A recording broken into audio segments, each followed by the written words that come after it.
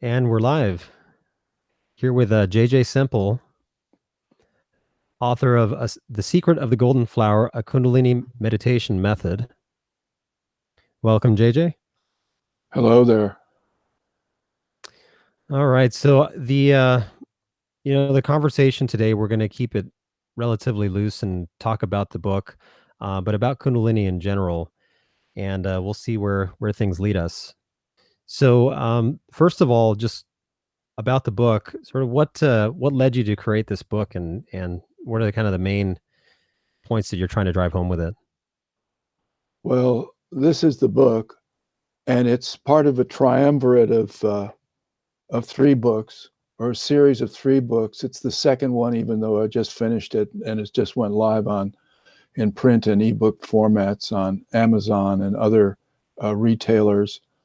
But the reason for this book, it's because my first book on Kundalini, first book of six, is entitled Deciphering the Golden Flower, One Secret at a Time. It's a memoir. It's not a how-to book. It's my foibles and failures and successes leading up to Kundalini. Because when I was born, obviously, I didn't know anything about Kundalini. I didn't know anything about Kundalini, in fact, until it actually more or less rose and awakened. Even though I had practiced the meditation, I was just meditating and didn't using The Secret of the Golden Flower. But that book, Deciphering the Golden Flower, One Secret at a Time, got, I would say, very high praise from readers. But there was one slight exception, and that was, and after a while, when you get enough people saying the same thing, then you perk up your ears and say, maybe I better address that. And that was the people said I didn't give enough information on the actual method in terms of analysis of what things meant, what the symbolism and esoteric language of the Secret of the Golden Flower, which of course is the 3rd century meditation method. But the problem is that, as Thomas Cleary points out in his translation, is that theory and practice are mixed throughout the book. What I mean by that is that there are practical instructions on meditating, but it's mixed with cosmology, with some Vedic, but mostly Taoist and Buddhist cosmology or ontology. In other words, the science of metaphysics. So you have to extract or jump over that stuff, even though it's very poetic. It's not meaningful if you're using the method and if you're trying to practice the method. So really, what I'm doing is I'm extracting that material and comparing it not so much to several other translations like the Cleary and the Wilhelm translation. It's not a critique of these translations, but I only had the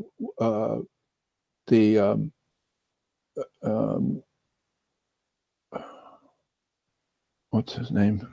Is it the Wilhelm? Yeah, the Wilhelm. I only had the Wilhelm translation. The Cleary didn't appear until, I think, 1991 or something like that. So I didn't know anything about Cleary. But basically, what I did, or what I tried to do in the book, is examine each one of those two translations on the premise of if you used either one, could you awaken Kundalini? And my conclusion was, yes, you could probably not only do that, but you could probably just start meditating and awaken Kundalini. But so I'm comparing it with my actual experience to say, like, here's where the book deviates, or either book deviates my experience, and that's I think, notable because neither Cleary nor Wilhelm nor Carl Gustav Jung ever really awakened Kundalini. So they're speaking as outsiders, although they devoted a large amount of their life to Buddhist and Taoist tomes and books and research. So to put this in perspective, I mean, the secret of the golden flower, uh, was basically a third third century text written by an Eastern master, and then translated by Wilhelm. I think you mentioned in the 1920s or 30s, uh, and he kind of put his own take on it. But it's essentially a method. Your interpretation is it's essentially a method to awaken Kundalini, and your books kind of help frame it in that perspective. Um, Now the translations and the language in the original text were quite cryptic, I would say. In terms of like your experience, how have you gone about interpreting, the Wilhelm text and Cleary text in the light of Kundalini? Like, what does that process look like? Well, when I started, I only had the Wilhelm book. I had never heard the word Kundalini. It's never once mentioned in either the Cleary or the Wilhelm. And if anything, probably the closest Chinese equivalent is Qi, which is mentioned throughout both. But I don't speak Chinese. I'm not styling myself as a translator, only as someone who can compare the two to an actual Kundalini awakening experience. So, yeah, I mean, the way I came upon it was I had a choice. Once I started meditating with a book, well, actually, just as a little flashback here, about a year before I started meditating, I met a girl in a bookstore who was looking in the same bin that I was in Paris. And she asked me what I was looking for, and I said a book on breathing exercises. And we had a coffee, and then I didn't see her again. And one day soon after, she showed up at my apartment with this book, and we talked a little bit. She gave me the book and said it contains the secret of life, and kissed me on the cheek, and I never saw her again. I put that book away. I kind of thumbed through it, but I put it away for a year. And all of a sudden I picked it up and I started reading it. And I liked the poetic phraseology that Wilhelm and Jung used, but I didn't understand very much. But one thing I did understand was it was a method of meditation, albeit one that was clouded by all the ontological inferences and statements. But nevertheless, I had a choice then. I could either, once I started, keep going, or I could just say, well, there's nothing here for me. But I'd done a lot of meditation classes in Paris, Zen and other meditations, and they never quite clicked for me. And somehow this solitary path, using the secret of the golden flower, learning the meaning as I got feedback from my body when a certain sensation started to occur. In other words, those signposts or benchmarks were actually there in the form of sensations or feelings or energy, all of a sudden energy buildups and that type of thing. And so that spurred me to keep going forward. And as I went forward, I was able to understand those terms like the primal spirit and action through non-action and the conscious spirit, because I was able to piece together the ontology as the same, as a function of my practice, which was very fulfilling. And it took me about a year to get to the point where this enormous energy buildup in the lower belly took place. And then there was another esoteric term in there called the backward flowing method, and I had no idea what that was. But one day when I was meditating, I felt this energy uh, building up, and actually in sort of in the lower belly area. I can't say exactly where, because everybody seems to have that I've spoken to that's practiced this or another method that's similar, talks about the lower belly and area, but no one is precise. It's not exactly. It's just sort of like an appendix. The appendix doesn't, when it starts to go bad, it doesn't always. The pain doesn't always emanate from exactly the same place. Once that happened, it just clicked with me, and I said, I went stopped the meditation. I stopped my meditation, got the book, thumbed through it, and came to the part about backward flowing method. And I realized that all I had to do was just reverse the direction, because it was going up the front and down the back. And I knew that I could, not only I knew that was what I could do, but I knew that it was a very momentous decision, that if I did do it, if I did reverse that energy, I would not be able to reverse that. I would not be able to change my mind later on once I did it. So I sat back down and very carefully thought about it. And then I went into a meditative state. The energy, I felt it roiling in the lower belly, and I simply commanded it to change directions. And people have asked me, well, how did you do that? Well, first place, I got there. I got to the point where the energy was there. So you can't explain it to somebody who's not experiencing these energy buildups or various sensations, because it's just theory. If you get there, if you practice and you get there, you will be able to change directions of the energy. But it's all so much theory until you actually are there, and it's meaningless to say that I did this, and people are going to doubt it because they think, oh well, yeah, maybe, but they've given up, or they don't go all the way, they don't get there.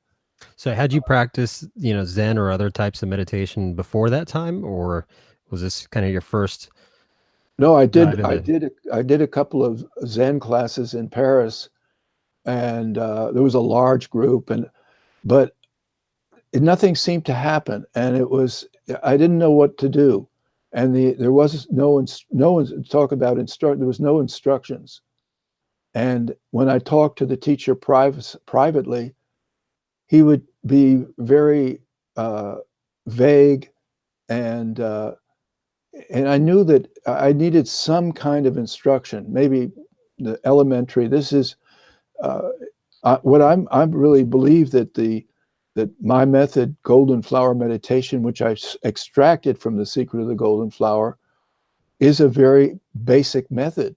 It's based on breathing. It's 3 steps: um, uh, diaphragmatic deep breathing, control of heart rate, and the backward flowing method. Um, that's it. Compare that to the microcosmic orbit, which uses the same uh, the same approach and practically the same techniques. That's way more complex than what I did, which shows that a minimalist meditation works, and that you don't have to be too elaborate. As a matter of fact, the more elaborate something is, the more likely to misunderstand and get lost in that. It's like taking apart a simple uh, lawnmower engine or a Porsche. There's a lot of troubleshooting if something goes wrong in your Porsche, whereas in a lawnmower thing, you probably put a new spark plug and off it goes. So to talk about this, I want to focus on this backward flowing method and the energy sensations in particular. So you're mentioning that as part of this practice, that was really when you started sensing energy in your body, and then you looked back at this text and remembered that there was this thing called, backward flowing method, and that's when you directed the energy, back up. So was it as part of this practice, did you develop those energy sensations or that awareness during your practice of this technique? Let's see. Um, well, Because the I first know. thing was I spent almost 6 months mastering the breathing. Mhm. And that was the key because the breathing proceeds, everything comes from breathing. So I think basically you could just learn to breathe deeply and right, and probably you could activate Kundalini.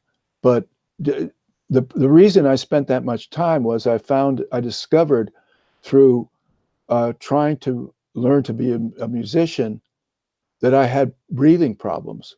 So what I did was I purposefully, well, if one of the techniques, just to give you an idea, is I'd lay on the floor with a heavy book on my stomach and just push up and pull in, push up and pull in, breathing and watching the book go up and down, because I was trying to activate the diaphragm. And the diaphragm is like the heart. You can't give it you can't tell the heart, breathe, beat quicker or beat slower. You have to use a handle, and that handle is breathing. And the secret of golden flower alluded to that. So there was a clue on that. But so I tried all these little techniques to get the diaphragm going, and I could see in the way I was playing music after that, that was I was it was successful. My attempts to uh, build up and exercise the diaphragm, and I did, no matter what I was doing consciously, I would work the diaphragm. If I was driving in a car or walking, I'd count 1, 2, 3, 4, inhale, hold 1, 2, 3, 4, exhale 1, 2, 3, 4. And so that works very well with walking, because you can take 4 steps as you inhale, take 4 more steps as you hold, take 4 more steps as you exhale, take 4 more steps as you hold, start over. And I would take long walk. Paris is a great city for walking, like New York or San Francisco. And so I was walking a lot and building up the diaphragm. And I immediately got immediate feedback from playing the saxophone, as it got like light years improvement. But this also had an effect on the meditation. And so my original intention was to become a better musician. But once this started, I I got so into it because it started, these energy buildups would have me almost in a state of this was before Kundalini, where my whole body would seemingly glow, and I'd light up, and um, I'd feel this energy coursing throughout my body, and I'd have to walk for long, uh, several miles through the city, just to assuage this, to tone down this energy. And then I went to the south of France to continue in a rural setting and continue this. But as the energy finally uh, seemed to center in the lower belly, that's when I got to uh, that's when I feel I started to make progress. But the object of the breathing really is to slow it down, so that you, in a quiet room, when you're breathing, you can't hear the inhale or the exhale, and you're just moving the belly, or by that time it's autonomic. The diaphragm is just taking in, you're taking in more air, but each breath uh, is long and slow and takes in a lot of air. The turtle breathes 3 times a minute. The adult human about 20 times a minute.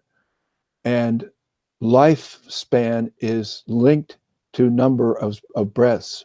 I don't know how many each person has. It's different for each person, but the the fewer breaths you take, the longer you're going to live. And that whole thing is tied in with meditation, that and energy. But the precursor to everything, and I don't know everything there is to know about all meditation methods, but I do know this one thing, that if you learn to breathe correctly, deeply with the diaphragm, you're going to start having some sort of energy experiences. So what is the point of, I mean, the breathing exercises? Like, what is the end goal in the context of this golden flower method? Is it, is there some link to how your mind functions when you're doing these breathing techniques? What's the end result, I guess, is what are you looking To for? slow down the heart rate. Hmm. It's purely a physical. It starts out as a physical, and the metaphysical evolves from the physical. Hmm. So you slow down the heart rate. So there's no. Now, of course, that's what you bring up, a point or a subject that's linked in meditation, but in another way, and that is the mental activity and quieting the mind, which is something that also needs to be mastered. And there are many techniques for this. Then they don't necessarily include breathing, because you can, at the same time you're practicing these exercises, you can be thinking about, um, did I close the refrigerator door? Is my wife off with another man? All this mental chapter can be going forward. And that has to be addressed too. And the way I did that was simply by counting 1, 2, 3, 4 on that 4 cycles I mentioned before, that by counting, I was able to displace those wayward, useless thoughts. And after 6 months or so, I found that they dropped away of their own accord, that I no longer had to count or even bother myself with them. I could just sit down to meditate and immediately go into a blank space with the breathing.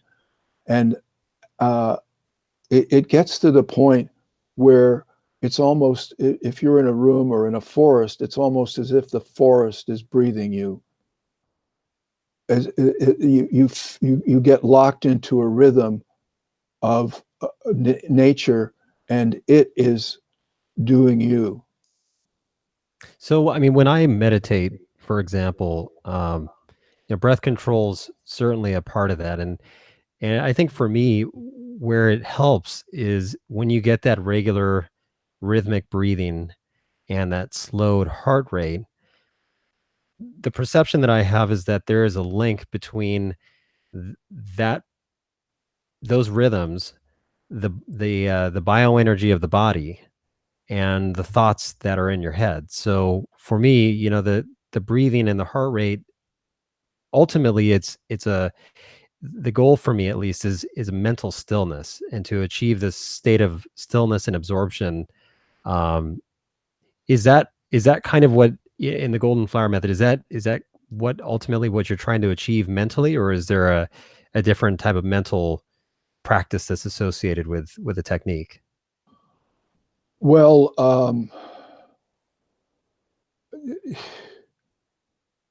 I can't think of his name right now, but a Harvard um, a Harvard professor, I think in the 70s, uh, he came up with a method of breathing, a method of meditation that was very successful in the U.S. I forget the name of the method, but it really focused on those first 2 steps: um, di- di- uh, uh, diaphragmatic deep breathing and control of heart rate. There was no backward flowing method. Now, why he did that, why he eliminated, obviously he took the method from the East. He says that, but why he didn't take the whole method, I don't know, but it was very successful and he faced head on or he addressed that issue of mental chapter, or as they say in the Secret of the Golden Flower, the 10,000 things that move through your head during the day. He addressed that, and he had, his method was like unconscious ignoring. I forget exactly the phrase he used, but there are all different kinds of techniques to avoid those that mental chapter, or to control it. And everybody has their. I don't. If you can't master that, or if you can't contain it, you're going to be your method, your meditation is not going to be successful, because you're going to be you'll never get to that point of letting the forest breathe you, if you understand that metaphor, because you're going to be paying attention to things that aren't critical, such as slowing down the heart rate.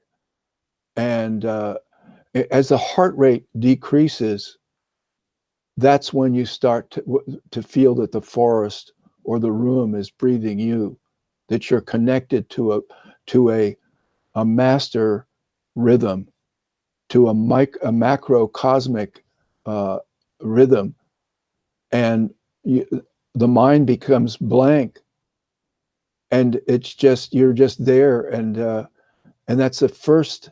It's almost as if you took some drug that allowed you to just space out completely, which I think is the purpose of drugs, and it's why so many people get into meditation through drugs, or let's say drugs. Drugs allow you to know there's something out there besides just normal everyday consciousness and the rat race and everything like that.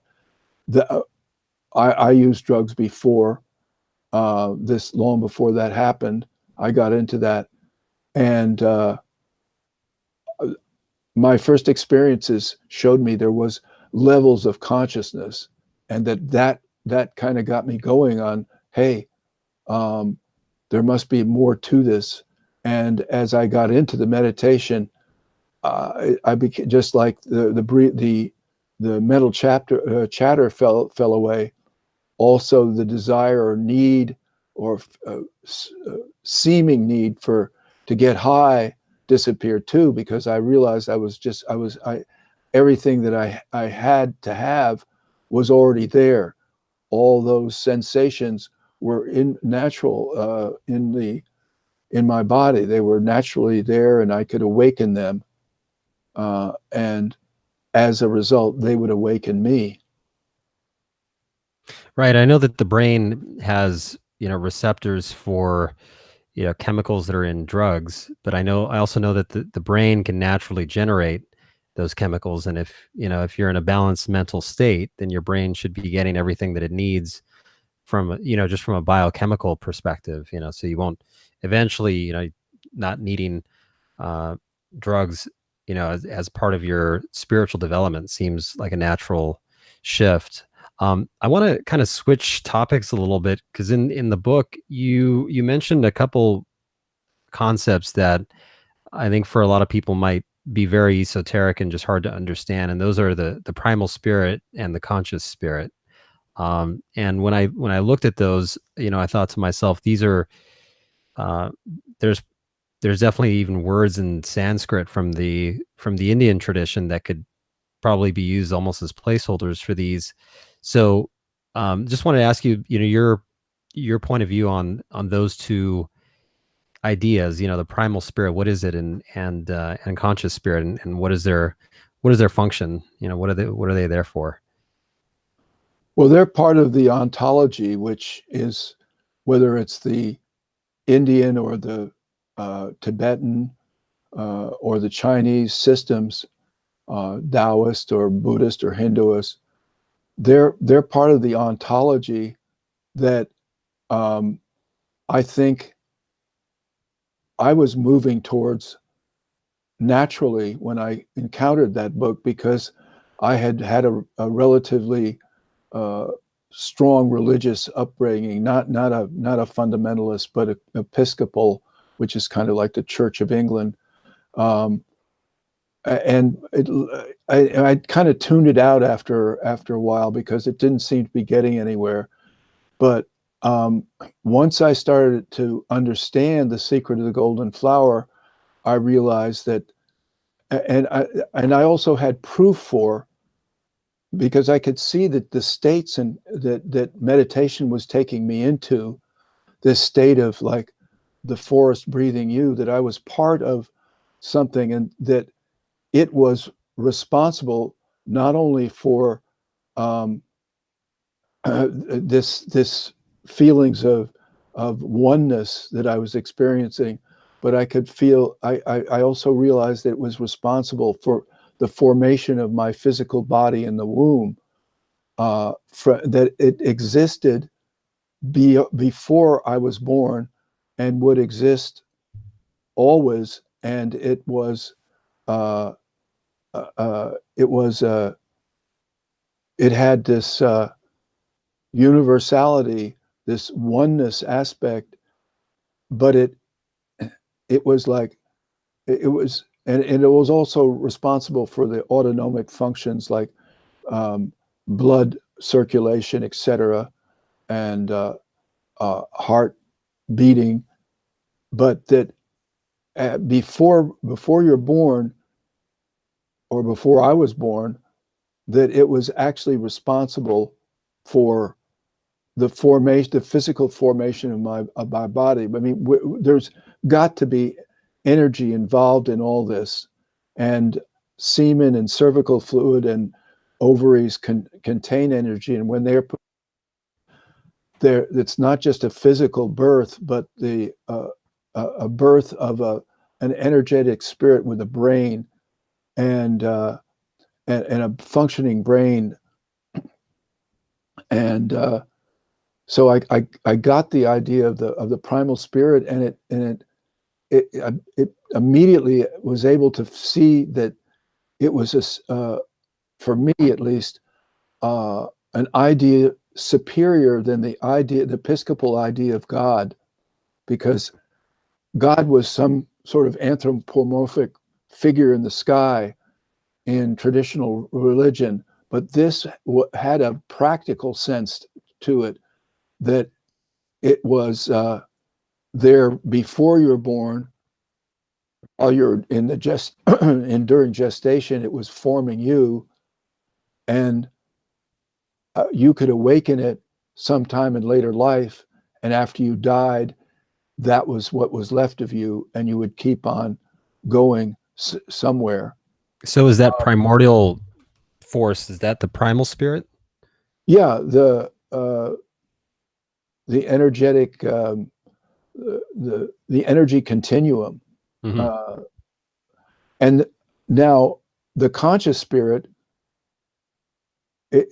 these things just clicked, and I said, oh yeah, okay, the conscious spirit, well, that's the ego, that's the senses.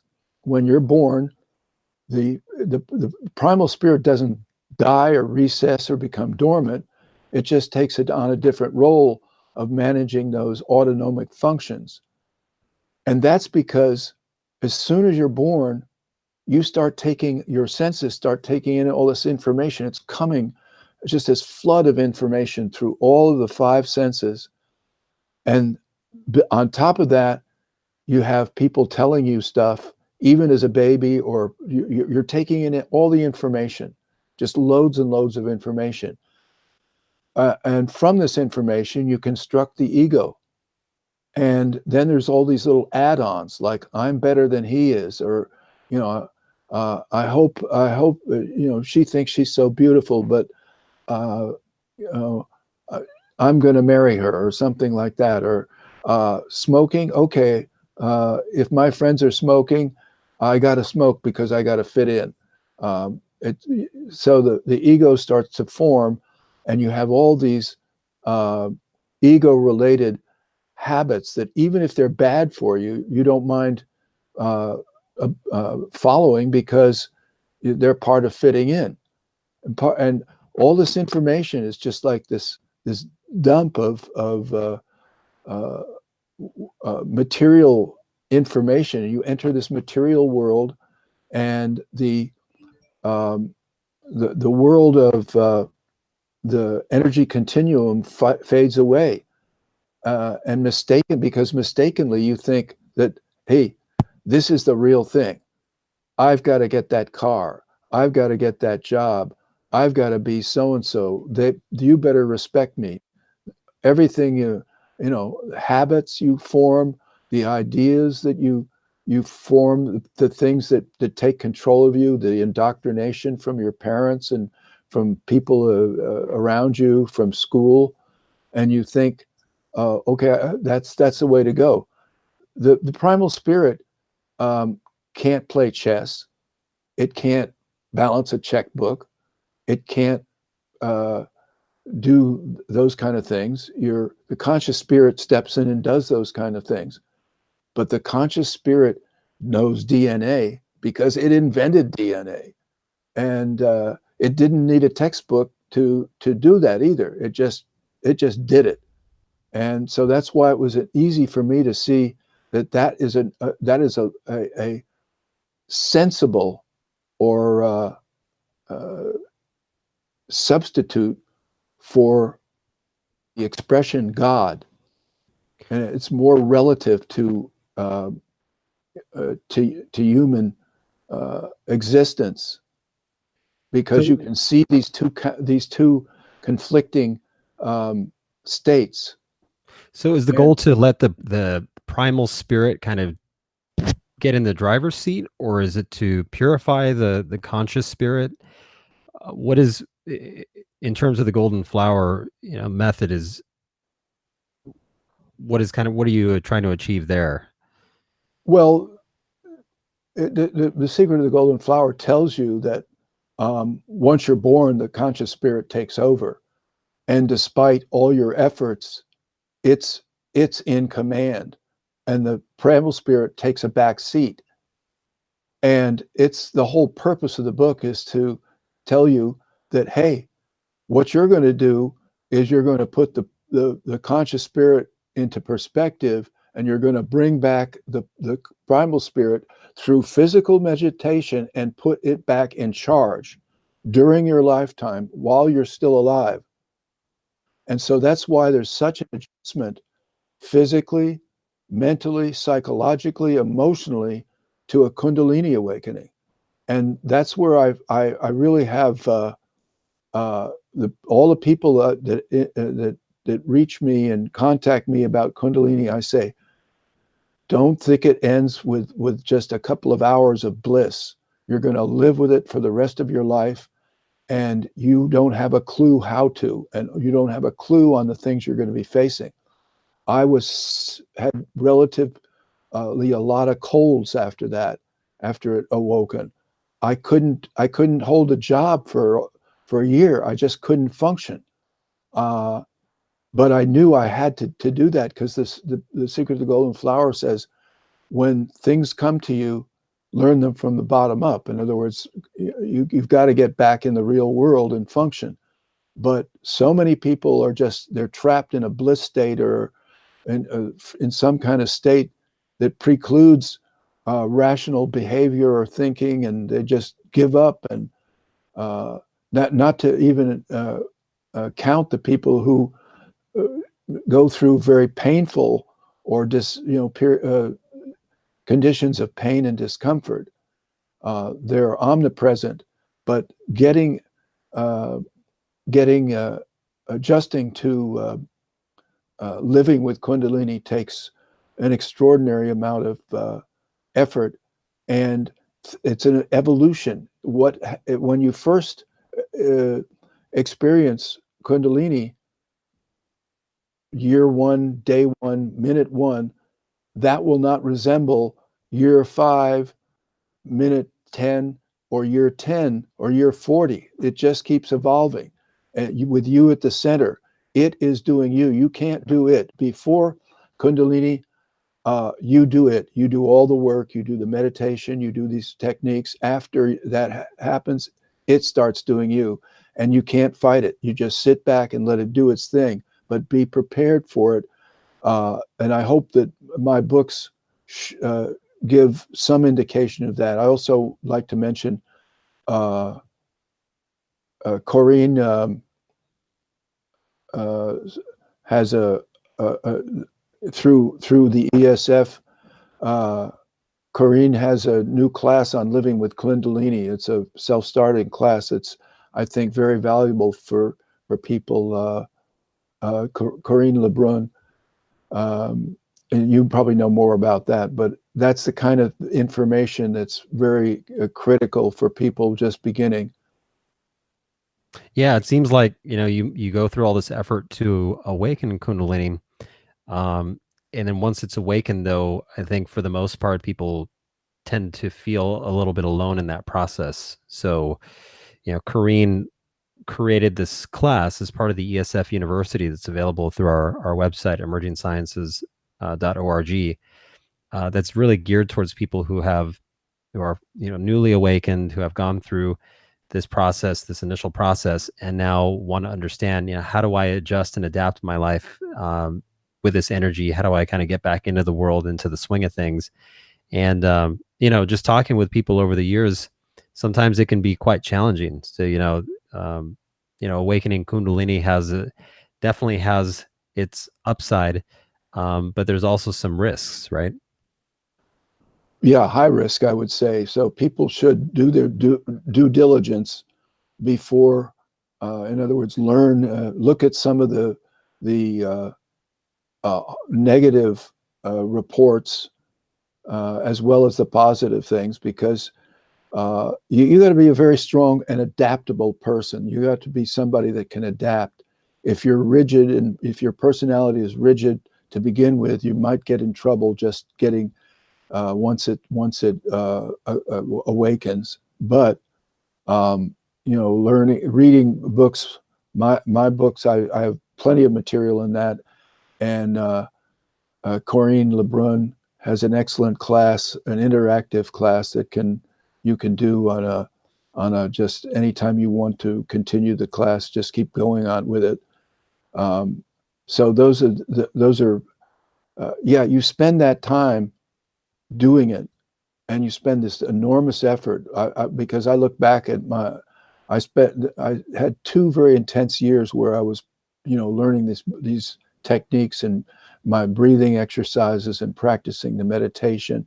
And then the lead up, I didn't, just before Kundalini awoke, I went on a 2-week hunger, not a hunger strike, but a 2-week just fast, because even one sesame seed would just send energy explosions through me, and I didn't eat for 2 weeks, except maybe a spoonful of yogurt a day, but I had an enormous amount of energy. So what does this tell you? It tells you that we have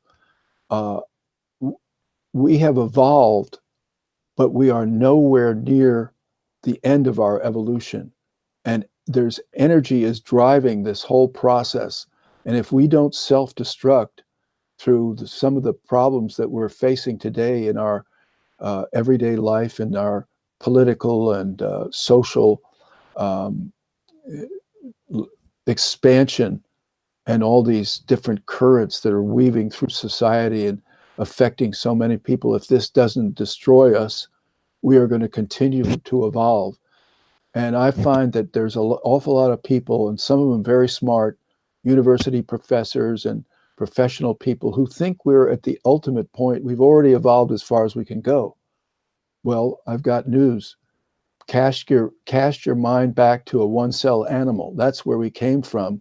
Little tiny, almost invisible spots on a jellyfish, and here we are now.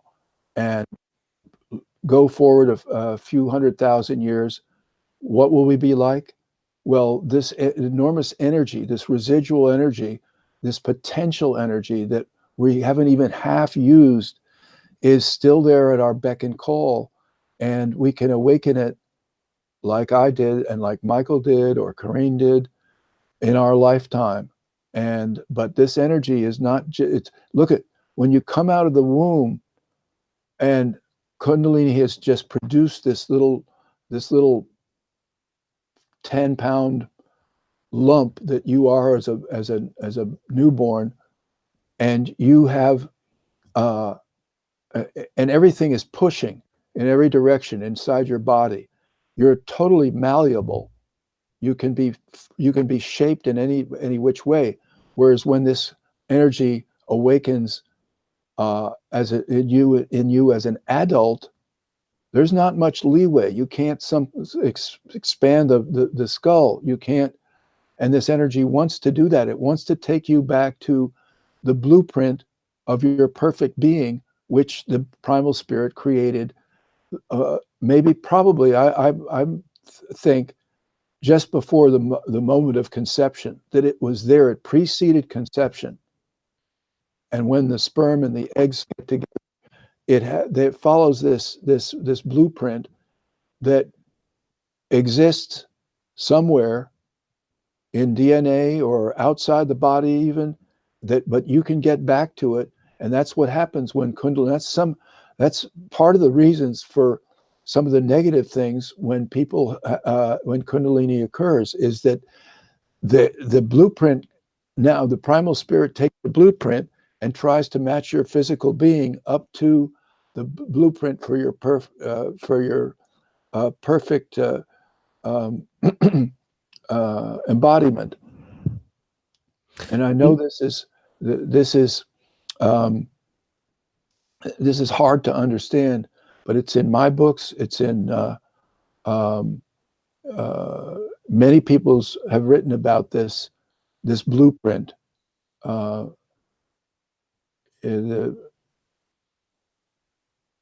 Well, kind of going back to your idea of evolution taking place over these long spans of time, and that we're kind of in a beginning phase. One analogy I like to use is a backpacking analogy. So, a lot of people on the spiritual path, they see this mountain, right, that they want to climb, and you kind of work your way up to the trailhead. For me, that's kind of like, you're going through your practices, you're revving up the engines. When you awaken Kundalini, now you're actually at the trailhead, and you're starting to go along this path to summit this mountain. And there are definitely casualties and dangers involved in that process along the way. People, you can break an ankle, or something happens along the way. It's definitely a risky endeavor. And but a lot of people think once they've awakened Kundalini, that's really the end all be all. They might have a bliss sensation. They might be in this state of mind where they feel that everything is perfect and these types of things. But really, I think people get confused into thinking that the hike that they're on is the summit, when certainly that's not the case. And finally, for those very few who are actually able to reach that summit, that's higher consciousness. That's this merging with primal spirit. Um, but I think even for those who have achieved that state, once they're on the top of that mountain, they probably at that point, with that vantage, can see that there are maybe countless other peaks for humanity to climb even after that. So I think it's important just for people to put it in perspective where they're at in the spiritual process, and not think, oh, I found that I have it, because I think that the possibilities are endless. one of the members of your organization, the ESF, Michael Bradford, has just written a great book on this whole ontology, where he traces all these things that I've been talking about, the blueprint, the primal spirit. Maybe the terminology is different, but you'll see if you get his book. What's the title of it, Michael? Oh, let me look it up. I should know. I did an interview with him about the book.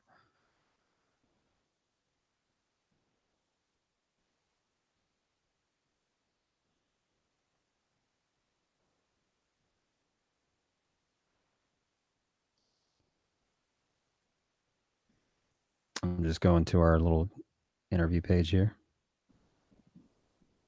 Well, anyway, his book, while Michael's looking it up, is an excellent, very clearly written, years of research into this, and he goes through the all these cosmological, ontological ideas, the blueprint, the primal spirit, and how there's this pre-existent field of energy field that it's kind of almost like this cosmic happening, karmic, where karma collides with physical and spiritual energy and creates the being, but that there was a plan, a blueprint existed beforehand. It's Consciousness, the New Paradigm by Michael Bradford. It's the title of the book. So just, I wanted to talk about, you mentioned something there that I thought was interesting, and you kind of framed this process of spiritual evolution in the context of society. You know, hopefully people read your book, they take on the practices, they successfully awaken Kundalini and begin their spiritual ascent up to their, their own personal summit. But as people are going about that process of awakening, how does that, how is that going to help or, or hinder our development as a society? Kind of where's the point of intersection, I guess? How do you see that affecting things on a global scale? Well, Gopi Krishna had his thoughts back in the 80s on this subject, and sadly, he seemed to be a lot more optimistic than the present situation would allow. And it's a pity because I also feel that there was a lot more optimism. I was born in 1938. Seems like there was a lot more optimism in terms of human endeavor back then. I mean, we had ended the World War when I was 7 years old, and the sky was the limit. And now I think about the only thing that one can learn from anything is that you can't change. You can only do what you can do. That if you make that effort in every way possible to, let's say, spiritualize or draw attention to the metaphysical as a as a product of the physical, that you can do, but you can't just go into somebody's life and turn it upside down and proselytize and convince. People have to discover what's discoverable. And are there movements, social movements, where we go through dark ages and ages more illuminated, more and more illuminated ages? I think we do. It's hard to see. I mean, I'm not a clairvoyant, but I just think these things come in terms of fluctuations and periods. And why did we experience great optimism after the war? I mean, even because everybody was tired of the war. Even the defeated countries started to rebuild, and there was but I think there are particles of mentalities that are always in uh, the minds or that govern the behavior of certain people, and that there's a rise and fall of the population of the number of these people, and negative forces, who represent negative forces, and that you can't address these head on. You can't legislate it against it. I mean, the United States has done practically everything to, well, not, I don't think everybody would, a lot of people wouldn't agree with me, but they've done a lot of things trying to legislate unfairness, to give everybody a break. But there's a lot of opposing forces that resist this, and it seems to stem. I wouldn't call it just outright selfishness. It's not so much that. It's just that people get locked into resentments and fears, and like when you've gone through losing a war and you have to rebuild your country, there's no room for fear. But right now we have so much material wealth that people are just fearful all the time, like somebody's going to get it. They owe me this, or I made this all by myself, and now they're trying to take it away from me. And that's that's purely a function of materialism. And it seems like we double down on materialism all the time, both as individuals and collectively. And that's the hardest thing to face, and the hardest thing to change is these deep-seated tendencies. So it's almost like the negative elements of the conscious spirit have kind of taken over on a larger scale.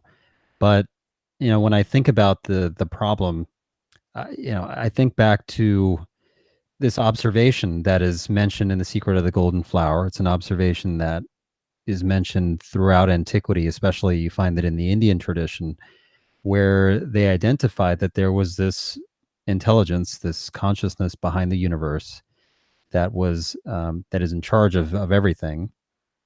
And then on top of that, you have this layer, this sheath of consciousness associated with the human personality. And that, I think right now we're kind of stuck in a place where all that we can see, all that we're focused on, is this outer layer, just this conscious spirit.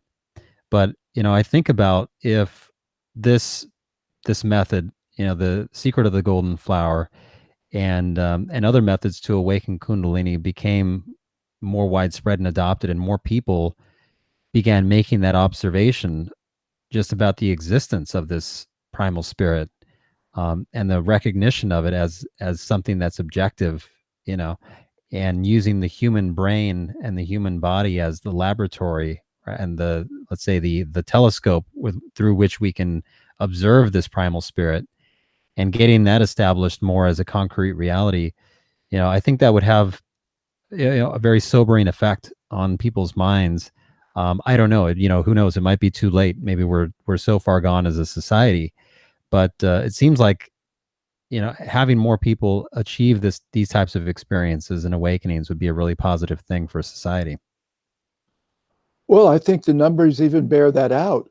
But you got to remember that, and this came from a book that I read back in the 60s on the origins of the First World War, the lead up to the First World War.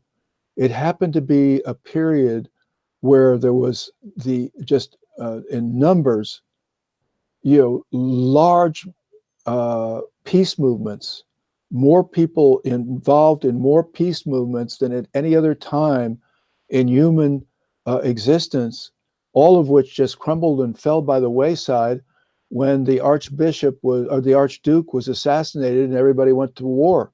And like, okay, let's get him, let's go get him.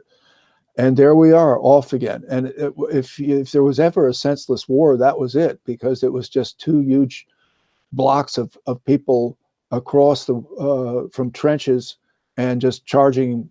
There was no subtlety to that war, and millions died. And plus, on top of it, you had the flu epidemic, 1917, and so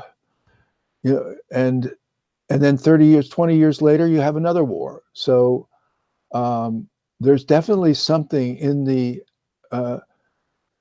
human brain, and I think it may be hardwired, or it's like a switch that you may not start out that way, but it can become, you can flip that switch and then become hardwired, or you're already, from the get-go hardwired into these very materialistic notions, and your mind is closed, and that's it. Everything else that's foreign is the other, and you're against it. And are we taking two steps forward and one back, or one step forward and two back? I don't know, but um, and on the other hand, I don't know, a religion, all the big notions, religion, education, law, they've all failed to inspire or drive evolution, because if they had worked, they'd have worked a long time ago. So we have, but this, I think, I feel that in my case, Kundalini has helped me evolve in all the ways that you described. And my hypothesis is that through DNA, I can pass along these modifications to future generations, or to my progeny. I can't prove that, but I would hope that would be possible. These mutations that we're mutating, and the mutations are either harmful, beneficial, or neutral. And hopefully people who activate Kundalini at a younger age will be able to pass this mutation along to a next generation. So if you have 3 children, maybe they will be positively affected.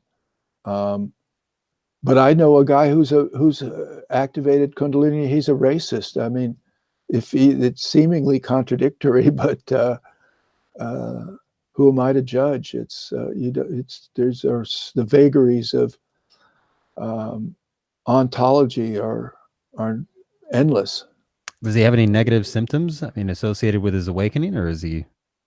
I don't know him well enough to know that, but he seems like a very normal, healthy person. That's Because I've heard that people throughout history that are let's say the megalomaniacs of history might also have had an awakened Kundalini, like they're products of nature, and the Kundalini provided them the charisma and intelligence that they needed to carry out their deeds. And, like the primal definitely spirit. they've had energy stirrings, and Gopi Krishna tried to hook up, correlate genius to Kundalini awakenings, the gradual Kundalini awakenings, where this energy was seeping into the brain. And he was one person that actually read the Golden Flower, The Secret of the Golden Flower, and knew it was a manual for sexual sublimation, that was the base, and that sexuality was responsible for Kundalini awakenings in one way or another, if it wasn't direct through meditation and like drawing the energy up through the spine into the brain, through some other manners of release, of energy releases. So Yeah, I mean, it's an endless, it's an that's the interesting subject of the day is what you mentioned is our there's two big questions, and the first is what you talked about. Um, will Kundalini affect a change? And I think the second question is, will we ever be able to prove by the scientific method the actuality of Kundalini and these other energy cultivation techniques and forms? Well, hopefully, if we can survive past the stuff we're going through now on a global or societal scale, the hope is that we can establish that as a concrete scientific reality, and that there would be some benefits to society, perhaps huge benefits to society, in the recognition that there is this divine spark, this divine potential in each one of us that is there for us to awaken if we live the appropriate lifestyle. And then, conversely, yeah, it might be interesting, imagining the future, to live in a society where there's a recognition of this mechanism, this Kundalini mechanism, and now society structures itself in a way to help facilitate a healthy process of awakening. Um, you know, right now, I think society is geared towards material achievement. The hope would be that in future time, we'd have societies that would be more focused on spiritual achievement. Well, when we talk about evolution and the evolutionary changes to come, I think that is a certainty, and we're just in a state where we're in an intermediate state, and there's nothing much we can do about it except just act on our own uh, spiritual status and Mhm. condition. But in terms of eventually, we're going to what's the far out idea that I have in terms of evolution is that we will evolve into bodiless beings, at which time all those issues like emotion and negative emotion and materialism, they won't matter. And there's no, how could you can't have wars. So it's only our physical bodies, which we, as part of the formation, we have uh, these appraisals. We appraise our body in relation to other bodies. We appraise our mental capability, our facility, our articulateness, our accomplishments, and it's always measured in a competitive way against somebody else. So it's a natural thing, and and the more stuff we create, the more we get into the further we get away from the spiritual.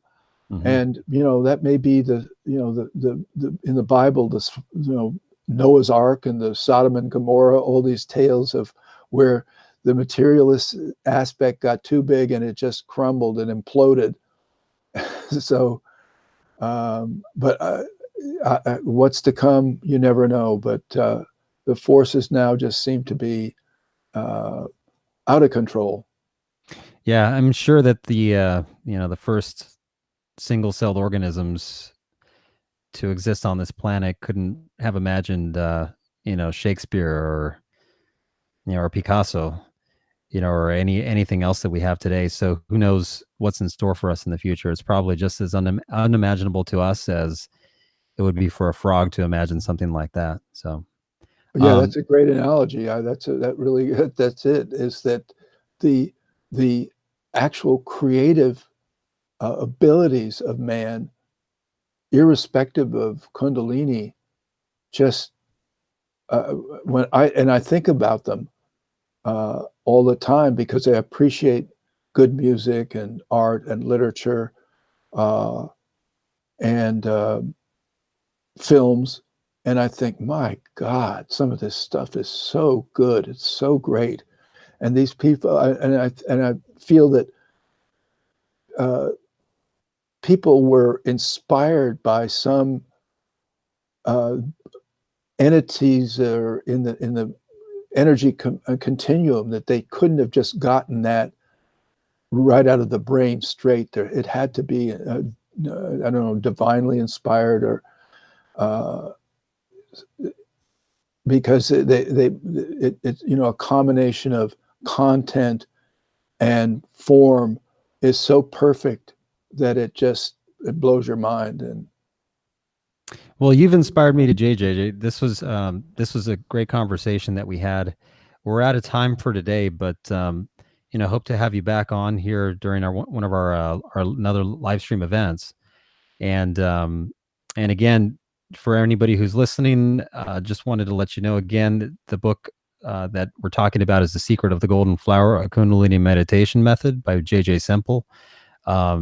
It is a excellent manual for practicing this Secret of the Golden Flower Method that JJ Semple has popularized. So Jay, just wanted to thank you for your contribution to the Kundalini space, and also for joining me here today. It was great to have you on. Yeah, and if you want more information, you can look at lifeforcebooks.com, goldenflowermeditation.com, commonsensekundalini.com, and the kundaliniconsortium.org. That's a blog, and it's it's got lots and lots of information. After we stop broadcasting here, I'll go ahead and post those links up on the video. So once again, JJ, thank you.